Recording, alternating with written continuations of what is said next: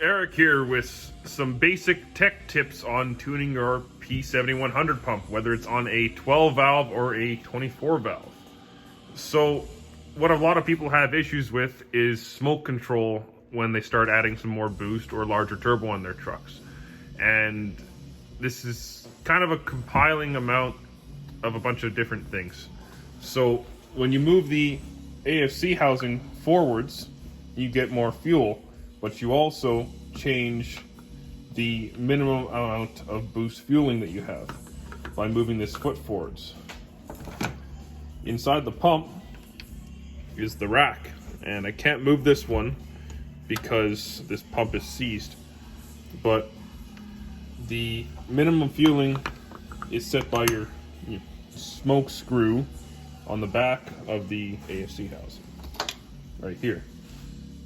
And when you move it forwards, that moves your minimum fueling ahead, even though you didn't touch the pre-boost fueling.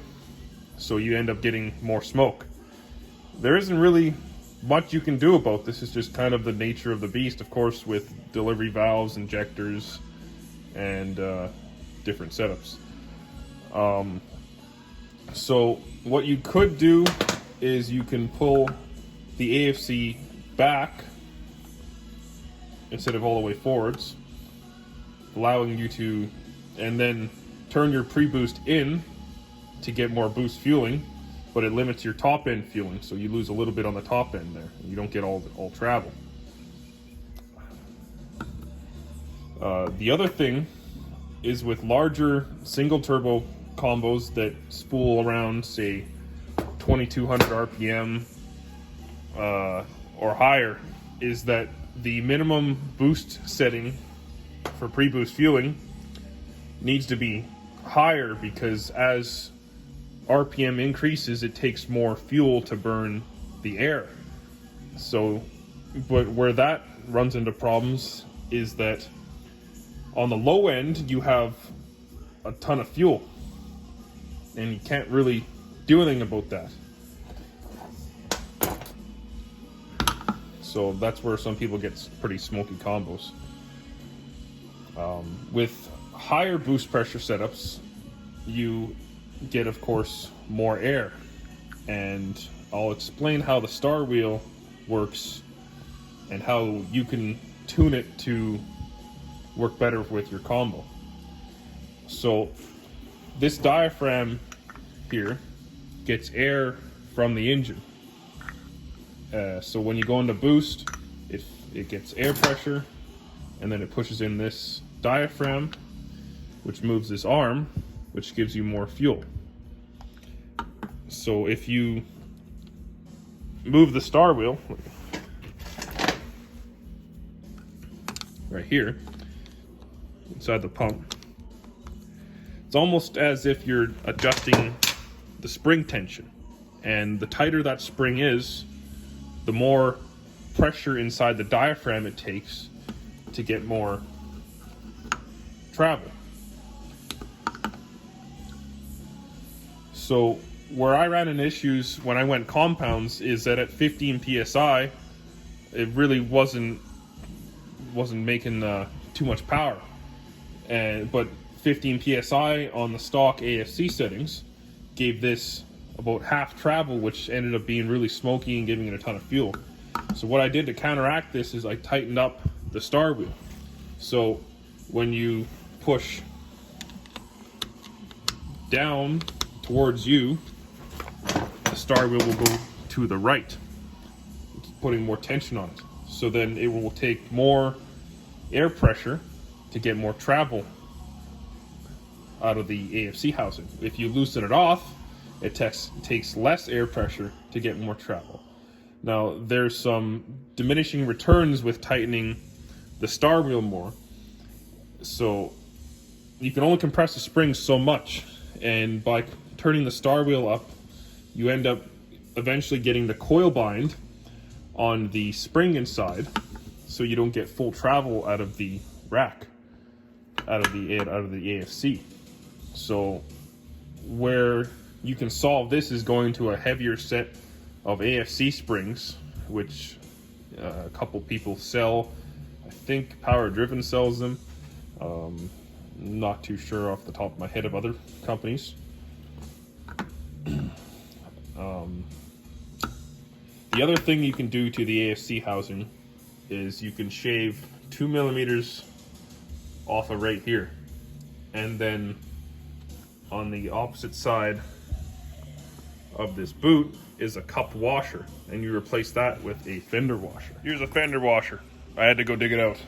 So why this is important is that when you do the shave, when you shave the 2 millimeters off the AFC foot here, the cupped washer inside ends up bottoming out on the case. So that's where the flat washer comes in, is it removes this 1 millimeter lip or so, and then it allows you to get full travel after doing the cut on the lever.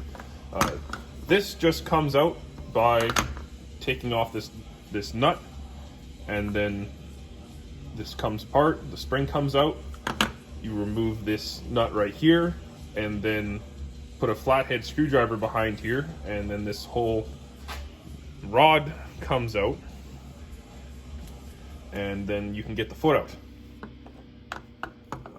As far as this setting goes, it changes the height of the AFC foot. So generally, I think I put it to the right and it sets it further down, and I can't tell you what it changes, but my understanding is that with more rack travel, the governor arm inside the pump is on a sweep, so I'd want to lower it so that when it's on the far end of the sweep, it is still in contact with the AFC arm. The other thing that makes doing the AFC Mac travel mod important is that when you do a rack plug on the front, here's the stock rack plug, here's an aftermarket, focus, aftermarket Mac rack plug. They're about $15. They allow an extra 2 millimeters of travel, I think, or maybe even about 2 millimeters, and that's worth maybe another 10% fueling, which for $20, a grinder and a fender washer is a pretty cheap mod you can do. The next favorite mod to do to these pumps would be governor springs. I typically go with 4,000 RPM governor springs, but the kits that people sell for 4,000 RPM governor springs, you can remove the smallest, most spring to make them 3,000 RPM, and some people are worried about spitting high RPMs with the engine. How I look at it is if you put 4,000 RPM governor springs in there, that doesn't mean you have to go to 4,000 RPM all the time.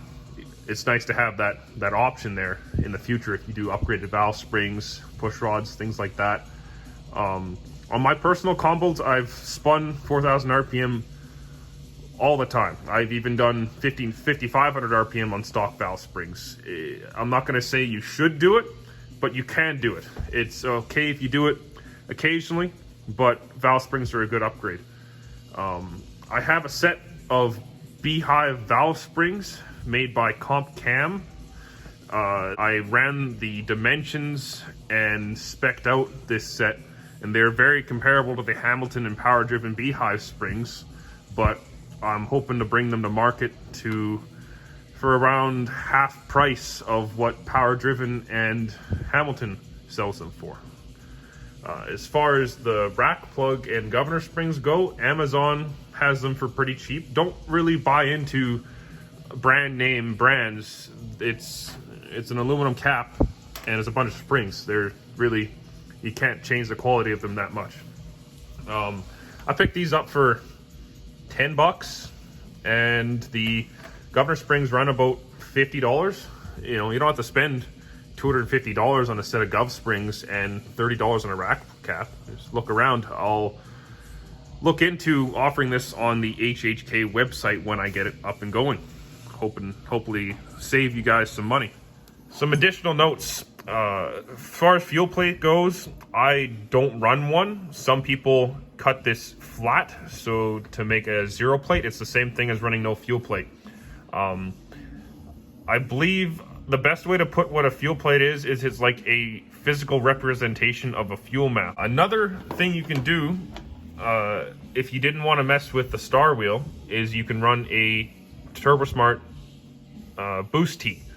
It's basically limits the airflow to the AFC housing, and the AFC Live that Power Driven sells actually is pretty much this and a ball valve inside a box. All it does is it limits air to the AFC housing, and if you imagine, the ball valve would just shut off air to the AFC housing, period. So you can put your foot to the floor, make 30 psi, but you won't get any boost fueling. That's kind of the valet mode.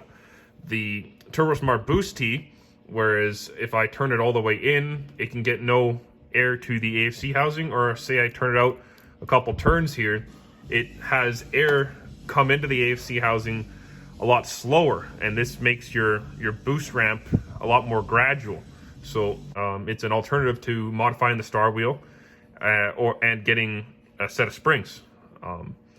I'll make a video in a couple days installing one of these and show how they work.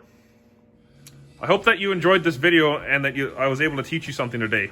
These pumps really aren't that complex, and just with a little bit of knowledge and some time, you can have your 12 valve or 24 valve tamed. If you enjoyed this video, please like and subscribe. And if you have any questions, comment below or fire me a message on Instagram. I try to answer every question I get. Thanks for watching.